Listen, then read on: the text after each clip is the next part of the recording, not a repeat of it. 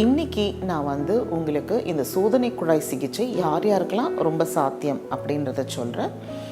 கொஞ்சம் தம்பதியினரோட வயது முதிர்ந்தவர்களாக இருந்தால், அது ஆணாக இருந்தாலும் சரி பெண்ணாக இருந்தாலும் சரி, பெண்ணாக இருந்ததுன்னா ஒரு 37 வயதிற்கு மேற்பட்டு இருக்கும்போது, ஆணாக இருக்கும்போது அவங்க வந்து ஒரு 38 வயதிற்கு மேலே இருக்கும்போது, ஆண்களுடைய உயிரணுக்கள் குறைபாடு இருந்தாலோ, இல்லை துடிப்பு குறைவாக இருந்தாலோ, இல்லை வடிவத்தில் இருக்கக்கூடிய உயிரணுக்கள் குறைவாக இருந்தாலோ இந்த வைத்தியம் வந்து சாத்தியமாக இருக்கும்.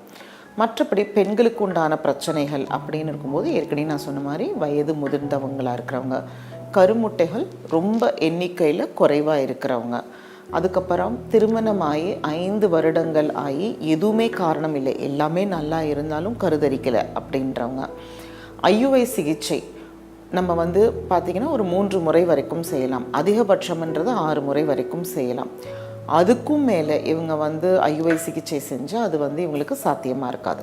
ஸோ ஒரு மேக்ஸிமம் 6 attempts ஐயுஐ ட்ரீட்மெண்ட் பண்ணிட்டாங்க, நல்ல கருதரிப்பு மையங்களில் 3 முறை செஞ்சுட்டாங்க அப்படின்னாலே இவங்க அடுத்த சிகிச்சை சோதனை குழாய் சிகிச்சை மேற்கொள்ள ஆரம்பிக்கலாம். ஸோ இந்த மாதிரி பார்த்திங்கன்னா இவங்களுக்கு வந்து ஆண்களுக்கு ஏற்கனவே நான் சொல்லியிருக்கிறேன், வெந்து குறைபாடு இருந்தாலோ வடிவத்தில் கோளாறு இருந்தாலோ இந்த மாதிரி செய்யலாம்.